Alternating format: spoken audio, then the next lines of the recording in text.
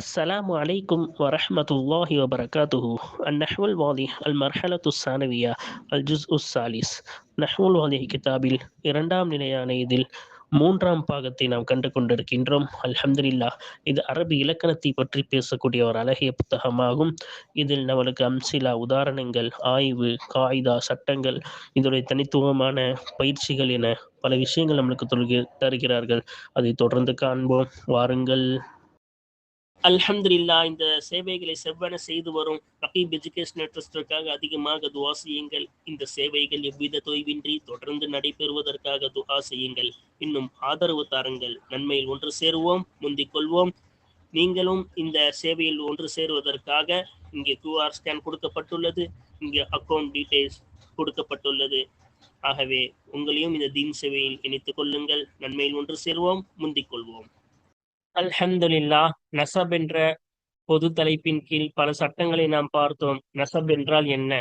அதாவது ஒரு ஒரு கல்வியுடனோ, ஒரு பொருளுடனோ, அல்லது ஒரு கூட்டத்துடனோ, ஒரு நாட்டுடனோ சேர்க்கும் பொழுது, இப்ப இந்தியாவுடன் ஒரு மனிதரை சேர்க்கணும் இந்தியர் அப்படின்னு சொல்றோம். இல்லாட்டி தமிழுடன் ஒரு மொழியுடன் சேர்க்கணும்னா தமிழர் அப்படின்னு சொல்றோம். அதே போல நஸப் அரபியிலையும் இப்படி என்னது, ஒரு மொழியுடன் சேர்ப்பதற்கு என்ன சட்டம், ஒரு நாட்டுடன் சேர்ப்பதற்கு என்ன சட்டம் அப்படின்னு நம்ம அதன் விளக்கத்தை பார்த்தோம். அதுக்கு பொது சட்டம் என்ன? மிக மிக ஈஸி. என்னது, ஒரு வார்த்தையின் கடைசியில சத்து செய்யப்பட்ட யாவும் அதற்கு முன்னாடி கசர் கொடுத்தால் அது என்னவாயிரும், அந்த சார்ந்த அர்த்தம் வந்துவிடும். இப்போ உதாரணத்துக்கு அரபுன் என்பதற்கு அரபியுன் என்று போட்டால் அரபியை சார்ந்தவர் அப்படின்னு அர்த்தம் வந்துடும். அப்ப தொடர்பு படுத்துறது ரொம்ப ஈஸி. சரியா? இது பொது சட்டம் என்பதை கண்டோம். அதற்கு பிறகு அந்த பொது சட்டத்திலிருந்து விளக்கப்பட்ட வார்த்தைகள் இருக்கின்றது என ஒரு 4-5 வார்த்தைகளை கண்டோம். அதில் முதலாவது தாவு தனீஸ் கொண்ட வார்த்தை. இதுக்கு அந்த பொது சட்டம் வராது. அந்த தாவு தனீஸை போக்கிவிட்டுதான் அந்த நசபுடைய சத்து செய்யப்பட்ட யாவை சேர்க்க வேண்டும் என்றும். இரண்டாவது மக்சூராக இருந்தால், அந்த மக்சூர் என்றால் கடைசியில் முன் அலிஃப் அதுக்கு மாதிரி ஃபத்தஹ் இருக்கும். அவ்வாறு இருந்தால் அந்த அலிஃப் எத்தனாவது எழுத்தாக வர வேண்டும் என்று கவனிக்க வேண்டும். 3வது எழுத்தாக இருந்தால் அதுக்கு வாவாக மாற்ற வேண்டும். 4வது எழுத்தாக இருந்து அந்த அலிஃப் 4ஆக இருந்து 2வது எழுத்து சுக்கூனாக இருந்தால் அதை போக்குவது கூடும். அந்த அலிஃபை போக்கலாம், அல்லது அந்த அலிஃபை வாவாவா மாற்றலாம். அல்லது 4வதாக இருந்து அந்த அலிஃப் 4வதாக இருந்து 2வது எழுத்து அதில் ஹரக்கத் பெற்றதாக இருந்தாலோ, அல்லது அந்த அலிஃப் 5வதாக அல்லது 6வது எழுத்தாக இருந்தாலோ அந்த அலிஃபை கண்டிப்பாக போக்க வேண்டும். போக்க பிறகுதான் இந்த சத்து செய்த நசபுடைய யாவை சேர்க்க வேண்டும் என்றும். மன்கூஸாக இருந்தால், மன்கூஸ்னா கடைசியில யா அதுக்கு முன்னாடி கசர் இருக்கும், அதுக்கும் இதே சட்டம் தான். அந்த யா அந்த வார்த்தையின் கடைசியில் 3வதாக வந்தால் அந்த யாவை வாவாக புரட்ட வேண்டும், அதுக்கு முன்னாடி ஃபத்தஹ் கொடுக்க வேண்டும். 4வதாக வந்தால் அந்த யாவை போக்கலாம், அல்லது அந்த யாவை வாவாக மாற்றலாம். அல்லது 5வதாக 6வதாக வந்தால் அந்த யாவை கண்டிப்பாக போக்க வேண்டும் என்றும். அதற்கு பிறகு அந்த சத்து செய்யப்பட்ட யாவை சேர்த்து நசபுடைய யாவை சேர்த்துக் கொள்ள வேண்டும் என்றும். அதற்கு பிறகு மம்தூதை பார்த்தோம். மம்தூத் என்றால் அம்சா இருக்கும், இறுதியில் அம்சா இருக்கும், அதுக்கு முன்னாடி அலிஃப் இருக்கும் என்பதை கண்டோம் அல்லவா? அந்த அம்சாவுக்கு 3 நிலைமை. அம்சா தனிசுக்காக வந்தால் அதை வாவாக மாற்ற வேண்டும் என்றும். அந்த அம்சா அசல் எழுத்தாக இருந்தால் ஃபாக்கலிமா கலிமா, அந்த லாம் கலிமா என்று அசல் எழுத்துகளில் வந்தால் அந்த அம்சாவை அம்சாவாகவே படிக்க வேண்டும் என்றும். அந்த அம்சா அசலாக இருக்கிறது, ஆனால் வாவோ அல்லது யாவோக தான் அம்சாவாக மாற்றியுள்ளோம் என்றால் அப்பொழுது என்ன செய்யலாம்? அம்சாவை வைத்தும் படிக்கலாம், அல்லது அந்த அசல் எழுத்து என்னவோ அந்த வாவாக இருந்தால் அந்த அசலை அம்சாவாகவும் படிக்கலாம், அல்லது வாவாக புரட்டியும் படிக்கலாம். அது 2 தான். அம்சாவாக படிக்கலாம் அல்லது வாவாக புரட்டி படிக்கலாம் என்றும். இறுதியாக சத்து செய்யப்பட்ட யா வந்தால் என்ன செய்ய வேண்டும் என்றும், அதற்குடைய நசபு தொடர்புபடுத்தக்கூடிய சட்டங்கள் என்னவென்று நாம் தெளிவாக பார்த்து விட்டோம். இது நீண்ட சட்டங்கள், ஒவ்வொன்றுக்கும் ஒவ்வொரு பாடத்தை நாம் தெளிவாக கண்டுவிட்டோம். இந்த 5-6 பாடங்கள் மொத்தமாக சேர்த்து அதற்கான பயிற்சிகளும் கேள்வி பதில்களும் தான் இப்பொழுது தொடர்ந்து காண இருக்கின்றோம். வாருங்கள், அதை நாம் என்ன செய்வோம், தொடர்ந்து பார்ப்போம். அடுத்து பாருங்க என்ன கேட்கிறாங்க. 21வது பயிற்சி. ஹாத்தி மஸ்தர குல்லி ஃபிஅலின் அல் அஃபாலில் ஆத்தியதி. பின்வரும் பெயர் சொல்களில் இருந்து ஒவ்வொரு பெயர் சொல்லின் மஸ்தரை கொண்டு வா. சும் மன்சூப் இலைஹி. பிறகு அந்த மஸ்தரின் பக்கம் தொடர்பு படுத்து. இப்ப கீழே 4 வார்த்தை தான். 4 வார்த்தை அது என்ன செஞ்சிருக்காங்க, கொண்டு வந்திருக்காங்கம்மா. அதனுடைய மஸ்தரை கொண்டு வரணும், அதுக்கப்புறமா என்ன செய்யணும், அதை நம்ம தொடர்பு படுத்தணும். ஓகேவா? இப்ப வாருங்கள் அதனுடைய பதிலை காண்போமா. இங்க கொடுத்திருக்காங்க பாருங்க. பயிற்சி 21வது உடைய பதில். அப்ப பயிற்சி 21 என்ன கேட்டாங்க? இதோட மஸ்தர் இஜ்தர என்றால் என்ன அர்த்தம்? இஜ்தர துணிந்தான். இஜ்திராவுன்னா துணிதல். அப்ப இந்த அம்சா என்பது இஃப்தஅல வஸன் இஃப்திஆல். அப்ப லாம் கலிமாவோட இடத்துல வந்திருக்கு. அப்ப அசல். அப்ப அது என்ன செய்யணும்? அப்படியே அம்சாவோடயே படிக்கணும். ஏன்னா இது எது தொட்டு புரண்டு வரல, அசலே அம்சா தான். அதனால இஜ்திரா ஈயுன். சரியா? துணிவை சார்ந்தவன். அவ்வும அப்படின்னா என்னது? தாகிக்க செய்தான். எவ்வுமா உன்னா தாகிக்க செய்வது. அப்ப இந்த அம்சா என்பது அஃஅல இஃப் ஆல். அப்ப லாம் கலிமாவோட இடத்துல வந்திருக்கு அம்சா. இப்ப அம்சா இது தொட்டு புரண்டு வரல, அசலே அம்சா தான். அதனால எவ்வுமா ஈயுன், அந்த அம்சா வச்சுட்டே நம்ம நவசவு செய்யணும். தாகிய தாகிக்க செய்வதை சார்ந்தவன். இம்தல அப்படின்னா நிரம்பியது. இம்திலாவுன்னா நிரம்புதல். இப்ப இஃப்தஅல அப்ப இஃப்திஆல். அப்ப லாம் கலிமாவோட இடத்துல வந்திருக்கு. எதை தொட்டு புரண்டு வரல, அம்சா தான் இங்கே வந்திருக்கு. இங்கே அம்சா தான் வந்திருக்கு. அப்ப அசலே அம்சா என்றால் அந்த அம்சா வைத்து தான் படிக்கணும் நசபு செய்யும் பொழுது. இம்திலா இயுன். அப்ப நிரம்புவதை சார்ந்தவன். அப்ப அதுக்கப்புறம் பாருங்க, அர்ஜ அர்ஜான ஒத்தி வைத்தான். இர்ஜா உன் அப்படின்னா ஒத்தி வைக்குதல். அப்ப அஃஅல இஃப் ஆல் லாம் கலிமா இடத்துல வந்திருக்குன்னா அப்ப அசல் தானே. இங்கேயும் அம்சா இருக்கு, இங்கேயும் அம்சா இருக்கு. அப்ப இது வந்து புரண்டு வரல. அப்ப அசலே அம்சானா அந்த அம்சாவை தான் இங்க நசபுலி கொண்டு வரணும். அப்ப இர்ஜா இயுன். அப்ப ஒத்தி வைப்பதை சார்ந்தவன். இப்போ 21வது பயிற்சி அல்ஹம்துலில்லாஹ் நம்ம என்ன செஞ்சிட்டோம்? முடிச்சிட்டோமா? வாருங்கள் இப்பொழுது 22வது பயிற்சியை நாம் காண்போம். இப்ப 22வது பயிற்சியில என்ன சொல்றாங்கன்னு பாருங்க. இப்ப பயிற்சி 22. 22 ஹாத்தில் மஸ்தர் அல் கியாசிய. மஸ்தர் கியாசியை கொண்டு வா. ஹதா லில் ஃபஅலைனி அவா ஹதா. அவா ஹதா என்ற ரெண்டு ஃபெயலுக்குரிய மஸ்தர் கியாசியை கொண்டு வா. சுமன் சுபினிஹி பிறகு அந்த மஸ்தர் கியாசின் பக்கம் நீ தொடர்பு படுத்து. இப்ப அவா ஹதா மஸ்தர் கியாஸ்க்கு நம்ம பாடம் பார்த்துட்டோம். நகுல் வழியால முன்னாடி அதுக்கு பாடம் போயிருச்சு. அப்ப கியாஸ் என்றால் ஒரு ஃபேலுக்கு இப்ப நம்மளுக்கு தெரியும் அஃஅல வசன்ல வந்தாவே இஃபால் தான் என்னது எல்லா மஸ்தரும் வரும். இப்ப அக்ரமன் வந்தாலும் சரி, இல்லாட்டி என்னது அலுரப எது வச்சாலும் சரி, இல்ராபுன்னு வரும், இக்ராம்னு வரும், இஃபால் வசன்ல தான் வரும். இப்ப அதே போல இஃப்தா அல வசன்ல வந்தாவே இஃப்தி ஆல் அதுலதான் வரும். இப்படி மஸ்தரே கியாசி இருக்குல்ல, அதே போல 3 எழுத்துக்கு என்ன இருக்கிறது? மஸ்தரே கியாசி சட்டம் இருக்கின்றது. ஓகேவா? அப்போ மஸ்தரே கியாசி என்ன? நம்ம மஸ்தர் கியாசி எப்ப எடுக்கணும்னு ஒரு பெரிய நீண்ட பாடம் பார்த்தோம். ஆஹ் பெரும்பாலும் மஸ்தரே சிமாயி இருக்கு, மஸ்தரே கியாசி இருக்கிறது. அந்த பாடம் முடிந்து விட்டோம். இங்க சில நினைவு கூறுதல் அதற்காக கூறுகிறோம். சரியா? அப்ப மஸ்தரே கியாசி நாம் ஒண்ணு படித்தோம். இந்த பாடத்துக்கு தேவையான அந்த சட்டத்தை மட்டும் நாம் கூறுவோம். மஸ்தரே கியாசி நாம் என்ன செஞ்சோம்? ஒரு சட்டத்தை படித்தோம். என்னவென்றால் ஒரு விலங்கின் சட்டத்தை குறிக்கக்கூடியதாக இருந்தால் ஒரு 3 எழுத்து ஃபேலு, இந்த 3 எழுத்து ஐந்து வாவியா 3 எழுத்து தானே. ஒரு 3 எழுத்து ஃபேலு என்ன செய்கிறது? அது வந்து ஒரு சத்தம், ஒரு விலங்கின் சத்தத்தை குறிக்கக்கூடியதாக இருந்தால் அது ஃபுஆல் வசனில் வரும். அந்த என்னது அதனுடைய மஸ்தர் எப்படி வரும்? ஃபுஆல் வசன்ல வரும்னு படிச்சோம். அப்ப இங்க பாத்தீங்கன்னா இந்த அவா இருக்குல்ல, இந்த அவாவும் சரி, இந்த ஹதாவும் சரி விலங்கின் சட்டத்தை தான் என்ன செய்கிறது? குறிக்கிறது. அப்ப அவானா ஊளையிட்டான்னு அர்த்தம். அதானா அந்த ஒட்டக பாட்டு பாடினான். அதான் என்ன சொல்லுவாங்க? அந்த மாட்டை தட்டும்போது ஹக் ஹக் அப்படி சத்தம் போடுவாங்கல்ல, அதே மாதிரி ஒட்டகத்துக்கு ஒரு சவுண்ட் விடுவாங்க. ஒட்டகத்தை ஓட்டுறதுக்கும் என்னது ஹ ஹ அப்படின்னு ஒரு மாதிரி சவுண்ட் விடுவாங்க. அப்ப இதெல்லாம் என்னது? மிருக சத்தத்தை தானே குறிக்குது. அப்ப இந்த மாதிரி அந்த ஒட்டக சத்தம் இட்டான். அவானா ஊலை இட்டான். இப்ப இது வந்து மிருகத்துடைய சத்தத்தை தானே சத்தம். அந்த மிருகத்துடைய சத்தத்தை குறித்தால் 3 எழுத்து ஃபேலு. அப்ப அது ஃபுஆல் வசன்ல தான் என்ன செய்யும்? அதோடைய மஸ்தர் வரும் என்ற அந்த மஸ்தர் பாடத்துல நம்ம பார்த்தோம். அதான் மஸ்தர் கியாசி. அப்ப இதற்கான மஸ்தர் கியாசி ஃபுஆல் வசன்ல வர்றதுதான். அந்த மஸ்தர் கியாசியை கொண்டு வந்து பிறகு என்ன செய்ய அது பக்கம் தொடர்பு படுத்துன்றாங்க. வாருங்கள் அதனுடைய மஸ்தர் கியாசியை பார்ப்போமா? இப்ப கீழே கொடுத்திருக்காங்க பாருங்க. ஆஹ் இப்ப அடுத்த பயிற்சி 21வதை நாம் பார்க்க போகின்றோம். ஆஹ் இந்த பயிற்சி 22வது பயிற்சியின் பதிலை பாருங்கள். அவா ஊளையிட்டான். ருவா உன் நம்ம சொன்னோம்ல ஃபுஆல் வசன்ல வரணும்னு. ஏன்? நம்ம இது ஒரு சத்தத்தை விலங்கின் சத்தத்தை குறித்தால் அது ஃபுஆல் வசன்ல தான் வரணும்னு படிச்சோம்ல. அதனால அவ்வா உன் என்று வந்தது. இப்ப அவ்வா உன் என்ற ஊளை இடுதல். அப்ப அதுக்கு நசபு செய்யணும்னா இந்த அம்சா என்பது என்ன அம்சா? ஆஹ் அசல் அம்சாதான். ஆனால் அதாவது லாம் கலிமா அம்சாதான். ஆனால் இது புரண்டு வந்துள்ளது. அசல் இங்க அம்சா இல்லல இங்கேயும் அம்சா வந்து இங்கேயும் அம்சா வந்தா பிரச்சனை இல்லை. ஆனா இங்க அம்சா வரலையே. அப்ப என்ன தெரியுது? ஏதோ ஒன்றுதான் மாறி அம்சாவாக வந்துள்ளது. அதே போல்தான் ஹதாவிலையும் என்னது? இங்க அலிஃப் இருக்கு, ஆனா இங்க அம்சாவா மாறி இருக்கு. அப்ப இங்கேயும் அம்சா இருந்து இங்கேயும் அம்சா இருந்தா பிரச்சனை இல்லை. ஆனா இங்க என்னவா இருக்கு? ஹதான் இருக்கு, இங்க அம்சாவா மாறி இருக்கு. ஓகேவா? அப்ப இதுல இருந்து என்ன தெரியுது? இங்க அம்சா அசலாக இருந்தாலும் அது ஒரு எழுத்தை தொட்டு வாவையோ அல்லது யாவையோ தொட்டு மாறி வந்துள்ளது என்று தெரிகிறது. சரியா? அப்படி மாறி வந்தால் என்ன சட்டம்? நசபு செய்யும் பொழுது என்ன சட்டம்?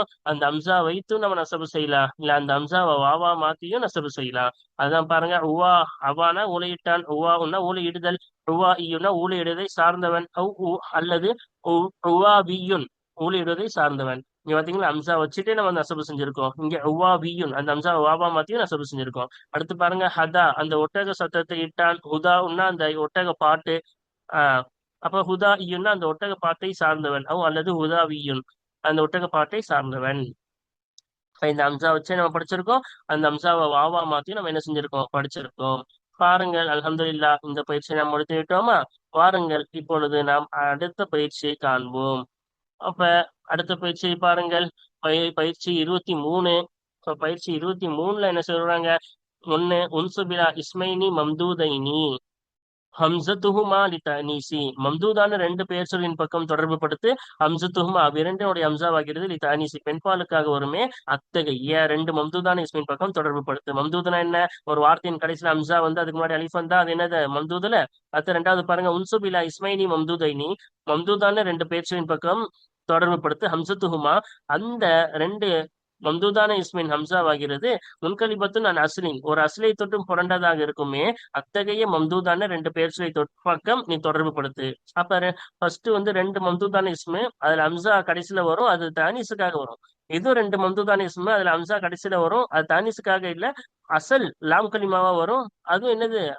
அந்த அம்சா அசலா இருக்காது, ஏதேனும் ஒரு அசலை தொட்டு புரண்டதா இருக்கும். வாவ தொட்டோ அல்லது யாவ தொட்டோ புரண்டு வந்திருக்கும் அந்த அம்சா. மூணாவது பாருங்க, உன்சுபிலா இஸ்மைனி மம்தூதைனி ஹம்சத்துஹுமா அஸ்லியத்துன். மம்தூதான ரெண்டு பெயர்ச்சொலின் பக்கம் தொடர்பு படுத்த. ஹம்சத்துஹுமா அந்த ரெண்டு பெயர்ச்சொலின் ஹம்சா வகிது அஸ்லியத்துன் அசலாக இருக்குமே. அதான் எது தொட்டு புரண்டு வரல, அசலே அந்த அம்சா தான். அப்படி இருக்குமே அத்தகைய ரெண்டு பெயர்ச்சொலின் பக்கம் தொடர்பு படுத்துன்றாங்க. வாருங்கள் இப்பொழுது நாம் என்ன செய்வோம்? அதை தொடர்பு படுத்தி மொத்தம் 6, எல்லாத்தையும் ரெண்டு ரெண்டு தானே கேட்கறாங்க. மொத்தம் 6 இதை நம்ம கொண்டு வந்தாவே போதும். ஓகேவா? அப்ப ஒவ்வொன்றும் ஒவ்வொரு வகை, மூணுத்துக்கும் வேற வேற சட்டம் படிச்சிருக்கோம். சரியா? அந்த சட்டம் தான் நம்மளுக்கு முக்கியம். எப்படி தொடர்பு படுத்தணும்னு என்ன செய்யணும்? அந்த சட்டத்தை ஞாபகம் வச்சு நம்ம தொடர்பு படுத்தணும். ஓகேவா? அப்ப பாருங்க, 23வது பயிற்சியை. அந்நஸ்பு இல இஸ்மைனி மம்தூதைனி ஹம்சத்துஹுமா லிதானிசி. அந்த மம்தூதுடைய ரெண்டு இஸ்மின் ஹம்சா பெண்பாலுக்குரியதாக இருக்குமே. அத்தகைய மம்தூதான ரெண்டு பெயர்ச்சொலின் பக்கம் தொடர்பு படுத்துவது. இங்க தொடர்பு படுத்தியிருக்காங்களா? பைலா அந்த பைலா என்பதை தான் பைலாவின்னு என்ன செஞ்சிருக்காங்க? தொடர்பு படுத்தியிருக்காங்க.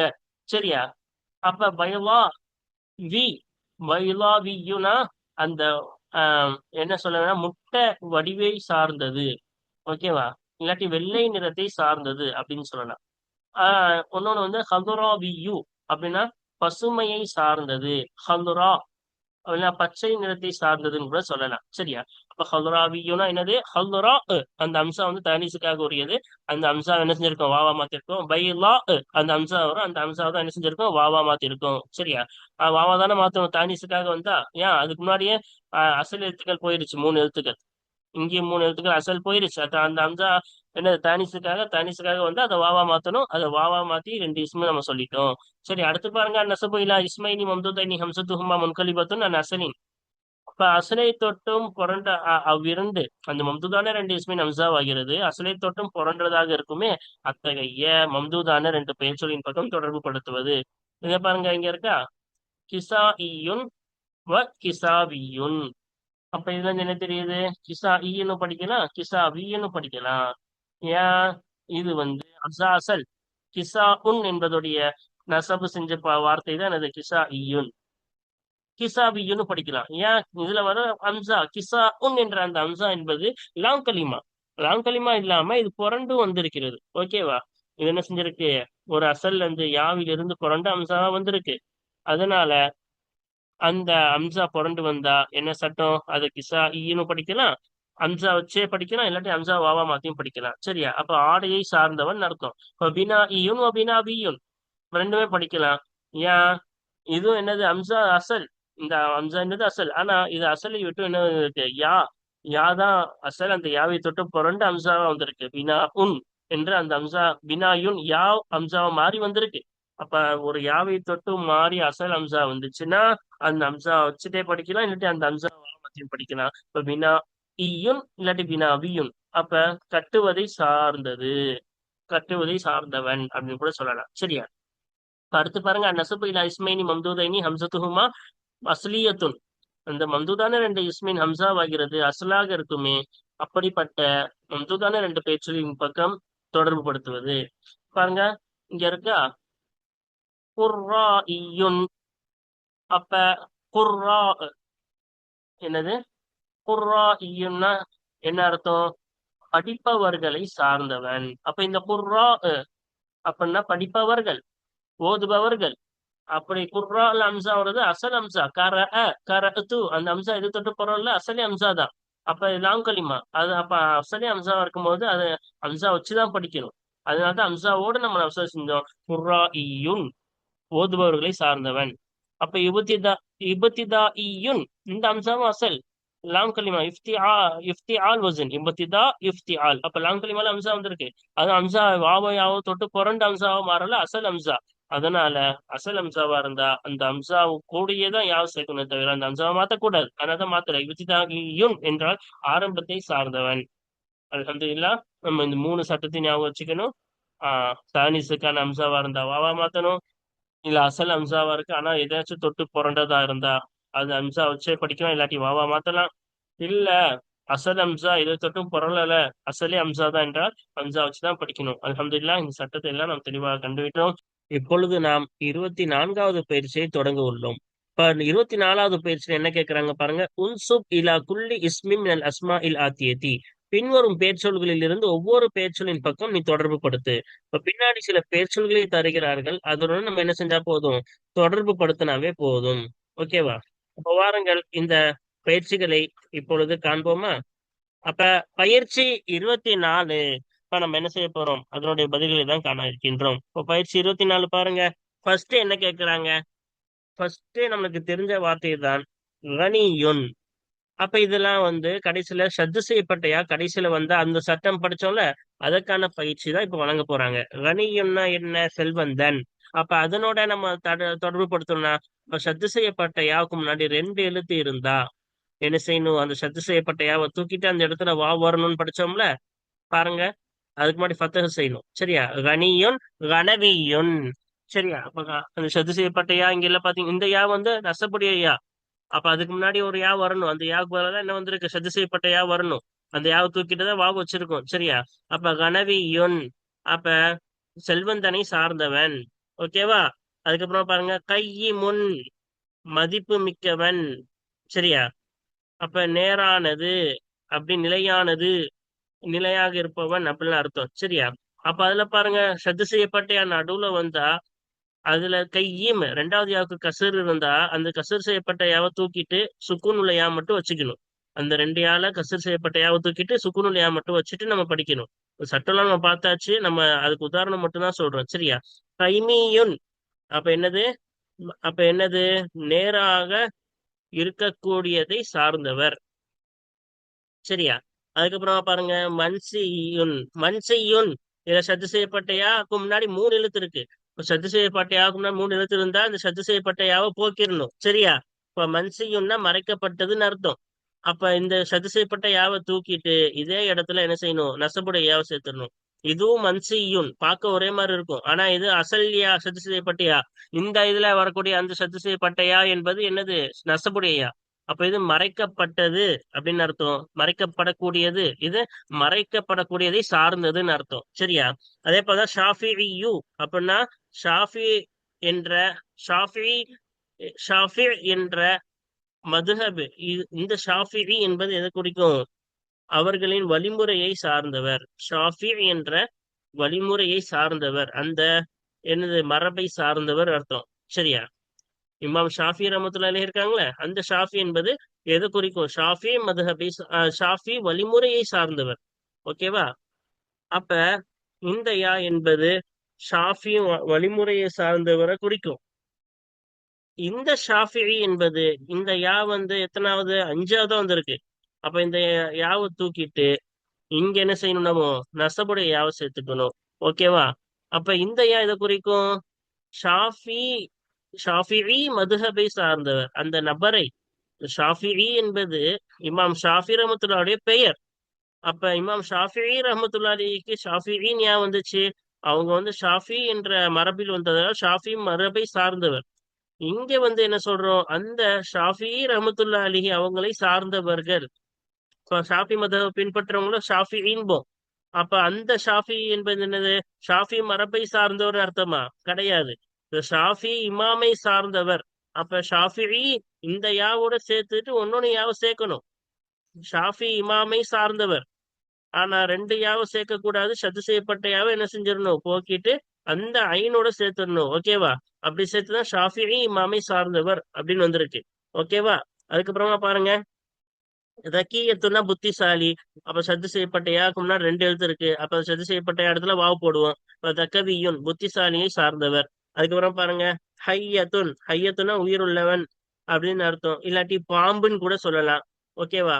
அப்ப இல்ல, ஹையுன் உயிர் உள்ளவன் அர்த்தம். சரியா?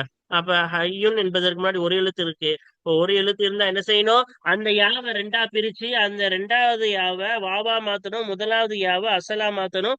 அதுக்கப்புறமா நசபுடைய யாவை சேர்க்கணும். சரி, அந்த ரெண்டு யாவுல முதலாவது யா அசலே யாது, அதனால அப்படியே கொண்டு வந்தோம். ரெண்டாவது யாவை வாவா மாத்திட்டோம். அதுக்கப்புறம் நசபுடைய யாவை சேர்த்துட்டோம். சரி, அதனால ஹயவியுன்னா என்னது? உயிர் உள்ளவனை சார்ந்தவன் அர்த்தம். அதுக்கப்புறமா பாருங்க, தரீஹுன்னா தூக்கி எறியப்பட்டது, தூக்கி எறியப்படக்கூடியது. அப்ப அதுக்கப்புறமா பாருங்க, தரீஹியுன். இப்ப தூக்கி எறியப்படுவதை சார்ந்தவன் அப்படிதானே வரணும். அப்ப துறைஹியுன் படிச்சிருக்காங்க. அப்ப இங்க எப்படி? துறையிகுன்னு இருக்கும். சரியா? இப்ப துறையிகுன்னா தூக்கி எறியப்பட்ட சிறியவன், தூக்கி எறியப்பட்ட சிறியவன். அப்ப துறைஹியுன்னா தூக்கி எறியப்பட்ட சிறியவனை சார்ந்தவன். இப்ப துறையிகுன் நடுவுல சத்து செய்யப்பட்டையா வந்திருக்கா? இப்ப சத்து செய்யப்பட்டையா நடுவுல வந்த அந்த கசரை தூக்கிட்டு சுக்குன் மட்டும் கொடுப்போம். துறைஹியுன் தூக்கி எறியப்பட்ட சிறியதை சார்ந்தவன். சரியா? அதுக்கப்புறமா பாருங்க என்ன வந்திருக்கு? பர்தியுன் வந்திருக்கு. பர்தியுன்னா என்னது? ஆஹ் அது ஒரு ஒரு காகிதம். அதாவது சொல்ல போனா நபாத்து ஒரு செடி. அந்த செடியில தான் அந்த காலத்துல எழுதுவாங்களே. ஓகேவா? அப்ப அந்த பர்தி என்பது அந்த செடி, அந்த காகிதத்தை குறிக்கும். அந்த அந்த செடியே காகிதமா யூஸ் பண்ணுவாங்க. சரியா? அப்ப அந்த காகிதம். அப்ப இது நான் சது செய்யப்பட்ட யாருக்கு முன்னாடி மூணு எழுத்து இருக்கு. இப்ப மூணோ நாலோ, மூணு மூணு மூணு ரெண்டை விட அதிகமா இருந்துட்டாவே அந்த சத்து செய்யப்பட்ட யாவை போக்கிடணும். அதை போக்கிட்டு இந்த தாளோட தான் சேர்க்கணும். அப்போ பர்தியுன் அந்த காகிதத்தை சார்ந்தவன். இப்போ பர்தியுன்னா காகிதம். இந்த பர்தியுனுக்கு காகிதத்தை சார்ந்தவன் அப்படின்னு அர்த்தம். இந்த யா வந்து அசல் யா. இங்க வரக்கூடிய யா என்பது எதற்குரிய யா? நசபுடைய யா. பார்க்க ஒரே மாதிரிதான் இருக்கும். அதுக்கப்புறம் அல் முனையீரு என்பது நகரம், எகிப்தில் வரக்கூடிய ஒரு நகரம். இப்ப முனையீரியுனா அந்த நகரத்தை, முனையீர் என்ற நகரத்தை சார்ந்தவன். அப்ப பாருங்க, நடுவுல வந்துச்சா சத்து செய்யப்பட்ட யா. அப்ப எப்படி படிக்கணும்? முனையிரியுன். இந்த யாவுக்கு சக்து கொடுக்க கூடாது. அந்த கசரை தூக்கிட்டு சுக்குன் மட்டும் தான் கொடுக்கணும். அல் முனையிரியுன், அல் முனையிரியு, அல் முனையிரியுன் படிக்கணும். சரியா? அப்புறம் குசையத்துன். இதுல யா வந்து யாக்கு முன்னாடி சத்து செய்த யாக்கு முன்னாடி ரெண்டு எழுத்து இருக்கு. அப்ப அந்த சத்து செய்யப்பட்ட யாக்கு இடத்துல என்ன செய்வோம்? வாவ போல. அவ பாருங்க, குசவியுன் இருக்கா?